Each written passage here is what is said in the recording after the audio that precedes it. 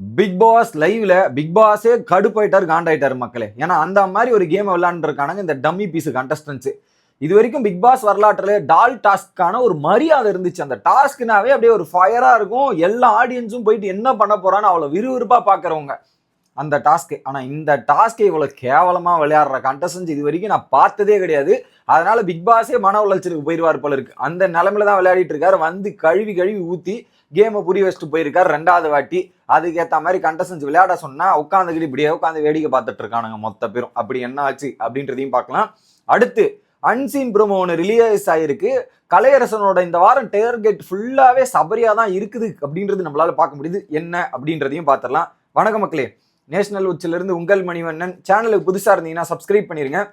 Video பார்க்குற அனைத்து நண்பர்களும் மறக்காம லைக் போட்டுருங்க கைஸ். லைக் போட்டு வீடியோ பாருங்க. கண்டென்ட்டுக்குள்ள போயிடலாம்.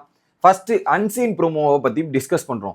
அன்சீன் ப்ரோமோ என்னன்னா, பார்வதி, கலையரசன் மற்றும் திவாகர் இந்த 3 பேருக்குள்ள ஒரு டிஸ்கஷன் நடக்குது.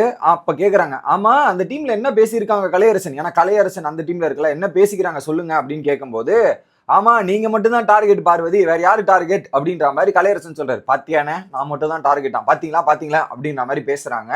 அப்ப கலையரசன் சொல்றாரு, நான் அரிசி சாப்பாடாக்கி கலையரசன் கிச்சன் டீம்ல இருக்கார்ல, அந்த கிச்சன் டீம்லயே சமைக்க தெரிஞ்ச ஒரு ஆள்னா கலையரசன் அப்படின்றது தான். அப்ப என்ன சொல்றாரு, நான் அரிசியை சாப்பாடாக்கி வடிச்சு இதெல்லாம் எடுத்துட்டு தூக்கிட்டு போய் வடிச்சு சோறை வைப்பனா, வச்ச உடனே நம்ம சபரி என்ன பண்ணுவாராம், கனியக்காவை கூப்பிடுவாராம், பிரவீனை கூப்பிடுவாராம், சாப்பாடு நான் ரெடி பண்ணிட்டேன், நீங்க பக்கத்துல வந்து கைட் பண்ணுங்க அப்படின்றத கேட்பீங்களாம் அப்படின்ற மாதிரி சொல்றான். சாப்பாடு வடிச்சது இதெல்லாம் பண்ணது இவரு கலையரசன். ஆனா அவர் எடுத்துக்கிட்டு போய் ஒரு ஸ்கோப் எடுத்துக்கிறாரு, நான் பண்ணிட்டேன்ற மாதிரி ஒரு விஷயத்தை கிரியேட் பண்ணி எடுத்துக்கிறாரு. அப்ப எந்த டாஸுக்கு நான் அங்க இருக்கேன் அப்படின்னு கேட்கிறாரு. இதை தான் மியூட் போட்டாங்க, என்ன டாஸுக்கு நான் இங்க இருக்கேன் அப்படின்ற மாதிரி மியூட் போட்டுறாங்க கலையரசன். உடனே பார்வதி என்னன்னா, அவன் டைட்டில் ரேஸுக்கு நீ தான் தடையா இருப்ப போலையாடா அப்படின்னும் போது, ஆமா அது நான் தான் அப்படின்ற மாதிரி இருக்கு. இதுல குறிப்பா நந்தினி அக்கா சொல்லிட்டு தான் போனாங்க, டைட்டில் வின்னர் கலையரசன் அடிப்பான்ட்டு. தலைவருக்கு ஓவர் கான்பிடென்ட் ஆயிடுச்சு ஒரு பக்கம். இன்னொரு பக்கம் வந்து பாத்தீங்கன்னா வீக்கெண்ட்லயும் ஃபர்ஸ்ட் சேவ் வேற பண்ணிட்டாங்க இல்லையா, கொஞ்சம் இதெல்லாம் இருக்கத்தான் செய்யும், வேற எதுவும் இல்லை. பட் எனக்கு என்னமோ இதுல கலையரசன் கிச்சன் டீம் தான். காலையும் ஒரு விதமான சபரியை பத்தி ஒரு கம்ப்ளைண்ட் இங்க போடுறாரு, இப்பயும் சபரியை பத்தி கம்ப்ளைண்ட் போடுறாரு. தொடர்ந்து சபரியை பத்தி மட்டும் தீவிரமாக யோசிச்சு கொண்டு இருக்கிறார் கலையரசன். அப்படின்னும் போது சபரி விசஸ் கலையரசனுக்கு இடையே மிக விரைவில் சண்டை வரப்போகுது அப்படின்றது கிளியர் கட்டா தெரியுது. அவர் எக்ஸ்போஸ் பண்ணாம நான் விடமாட்டேன்ற மாதிரி கண்டனம் கட்டம் அழிச்சிட்டு இருக்காரு. பார்ப்போம் என்னெல்லாம் நடக்குது, அதுக்கு சபரி என்ன பேசுறாரு, இவர் என்ன சொல்றாருன்றதை வெயிட் பண்ணி பார்ப்போம். இது வந்து கடைசி வரையும் பின்னாடியே பேசிட்டு இருக்காங்க. சண்டைக்கு போங்கடா, எப்படியே உட்காந்துட்டு இருந்தா எப்படி, அடிச்சு காட்டு அடிச்சு பேசு அப்படின்ற மாதிரி தான் யோசிக்க தோணுது. போய் பேசுனா என்ன நடக்குதுன்றதை பார்ப்போம். ஓகே, அடுத்து first round of the task நடந்து முடிஞ்சிருக்கு. அந்த ரவுண்டுல கெமி எலிமினேட்டட். நம்ம தான் ப்ரோமோலயே கெஸ் பண்ணிட்டோமே, ஆல்ரெடி கெமி தான் எலிமினேட் ஆக போறாங்க. நான் 2வது ப்ரோமோலயே நாங்க கெஸ் பண்ணி சொல்லிட்டோம். அதுக்கு என்னென்ன ப்ராசஸ்ல நடந்துச்சு அப்படின்றத சொல்றேன். ஓகே, இது ரூல்ஸ் என்ன, அது ரூல்ஸ் உங்களுக்கு தெரியும். பிக் பாஸ் இந்த 2வது ரவுண்டை ஸ்டார்ட் பண்றாரு. ஸ்டார்ட் பண்ண உடனே என்ன பண்ணிட்டாங்க, எல்லாம் ஒரு சில நபர்கள் அவங்க போட்டோ மற்றவங்கள மாத்தி மாத்தி எடுத்துக்கினாங்க. அந்த ரவுண்டு ஸ்டார்டிங் போகும்போதே பாத்தீங்கன்னா ஒரு அடிப்பட்ட ப்ரோமோ வந்துச்சுல்ல இவருக்கு, கானா வினோத்துக்கு. அவர் ஓடி போகும்போது அந்த அந்த போட்டோ அரேஞ்ச் பண்ணிட்டு இருக்க பிளைவுட்ல அப்படியே இடிச்சுக்கிட்டு விழுந்துட்டார். அப்படியே இடிச்சு அது கால் வீங்கிற மாதிரி ஒரு விஷயம் ஆயிடுச்சு. அதுக்கப்புறம் ஒரு மெடிக்கல் ரூம் கூப்பிட்டு போய் ட்ரீட்மெண்ட்லாம் பண்ணி ஓகே, அவர் யார் போட்டோ, அவர் போட்டோ எடுக்க போய் கடைசியில் அவர் கையில கெமி போட்டோ வந்து மாட்டிக்கிச்சு. இதுதான் இதுல என்ன பண்ணிட்டாங்க, பிக் பாஸ் சொன்னதுக்கு அப்புறம் பாதி பேர் போட்டோ எடுத்துட்டு போய் வச்சுட்டாங்க, பாதி பேர் போட்டோ எடுத்துட்டு போய் வைக்காம உட்காந்துக்கிட்டே இருக்காங்க. பிக் பாஸ் சொல்றாரு, இன்னும் அரை மணி நேரத்துல, இன்னும் ஒரு 10 நிமிஷத்துல 20 நிமிஷம் பஸ் அடிக்க போதுரா அப்படின்னாங்கன்னா எல்லாரும் இப்படியே உட்காந்து போட்டோ வச்சுட்டு இப்படி வேடிக்கை பார்த்துட்டு இருக்காங்க மக்களே. அது டாஸ்கா என்னன்னு புரியல. போட்டோ எடுத்துட்டு வந்து உட்காந்துட்டீங்க, அடுத்து என்ன பண்ணணும், டாஸ்க்ல போட்டோ எடுத்துன்னு போய் வைக்கணும், இல்ல எடுத்துன்னு போய் வைக்கிறதுக்கு வேற என்னன்றது யோசிக்கணும். எவனுமே யோசிக்க மாட்டேங்கிறான். அப்படியே போட்டோ எடுத்தோமா உட்கார்ந்தோமா அப்படின்ற மாதிரி இருக்கானுங்க. இந்த மாதிரி ஒரு தண்டமான கண்டஸ்டன்ஸ் நான் எந்த சீசன்லயும் பார்த்தது இல்லடா சாமி. போன சீசன்ல எவ்வளவு ஃபயர், அன்ஷிதா, மஞ்சுரி, அதுக்கப்புறம் ஜாக்லின்லாம் அந்த பொம்மை டாஸ்க்ல ஒரு வெறியா விளையாடி அது எவ்வளவு தூரம் நைட் எல்லாம் விடிய ஒரு சம்பவத்தை பண்ணிட்டு இருந்தாங்க. அது எவ்வளவு இன்ட்ரெஸ்டிங்கா இருந்தது. இவனுங்களும் இருக்கானுங்களே அந்த அளவுக்கு ஒரு மக்கு சாம்பிராணிகளா இருக்கானுங்க மக்களே. இப்படிலாம் பேசக்கூடாதுன்னு நினைச்சா நம்மளே காண்டாக்கி இப்படி பேச வைக்கிறானுங்க. அந்த கேட்டகரி தான் இருக்கு.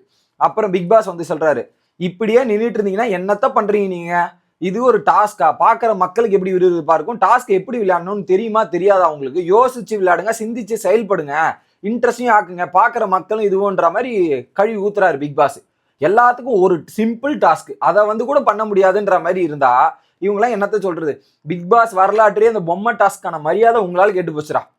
அவ்வளவு விறுவிறுப்பா இருக்கிற மக்களும் சரி எல்லாருமே விறுவிறுப்பா போய் பாக்குற இன்ட்ரெஸ்ட் மொத்தமா பொம்மை டாஸ்க் இருக்கிற மொத்தத்தையும் கேவலப்படுத்தி அசிங்கப்படுத்தி விட்டீங்க.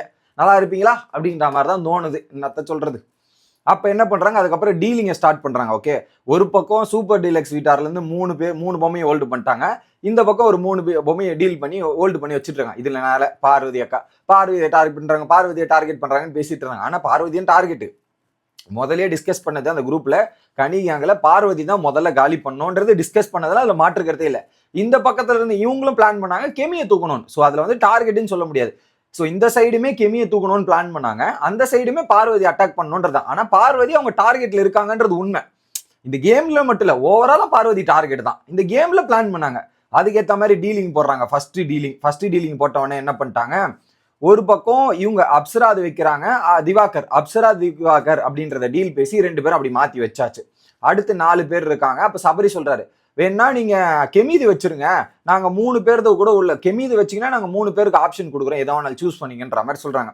நாங்க கெமீது வைக்கவே மாட்டோம், கெமிக்கு கொடுக்கவே மாட்டோன்றத முடிவு பண்ணிட்டாங்க கேர்ள்ஸ் டீம். ஏன்னா கெமி அந்த ஃபர்ஸ்ட் ஒரு ஃபவுல் ரவுண்ட்ல 5 எத்தனை பேர் வந்தாலும் சமாளிச்சாங்க. அந்த பொண்ணு டாஸ்க் பீஸ்ட்னா இந்த சீசனோட கெமி தான்.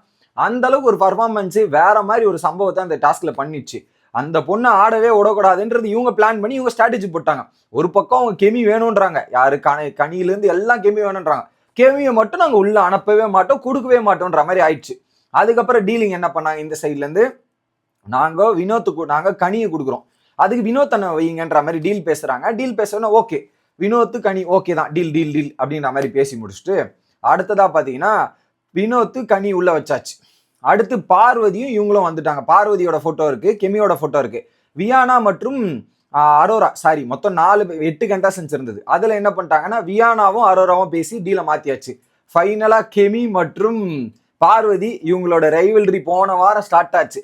இந்த இடத்துல வந்து நின்னதுக்கு அப்புறம் இந்த டாஸ்கே நகர மாட்டேங்குது, என்னதான் பண்றதுன்ற மாதிரி வெயிட் பண்ணிட்டு கனியை ஒரு ஐடியா கொடுக்குறாங்க. இப்படியே நடந்ததுன்னா மக்களும் வேஸ்டா நம்மளும் வேஸ்டா தான் பார்த்துட்டு இருப்போம், நம்ம என்ன பண்ணலாம், இந்த வாரம் கெமியை விட்டுறலாம், கெமியை வந்து அவுட் பண்ணிடலாம், நம்ம அடுத்த ரவுண்ட்ல இந்த ரவுண்ட் நம்ம எடுத்துன்னு போய் வைப்போம், அடுத்த ரவுண்ட்ல அவங்களை எடுத்துன்னு போய் வைக்க சொல்லுங்க, கேமை விளையாடலாம் அப்படின்ற மாதிரி திட்டமிடல் போடுறாங்க.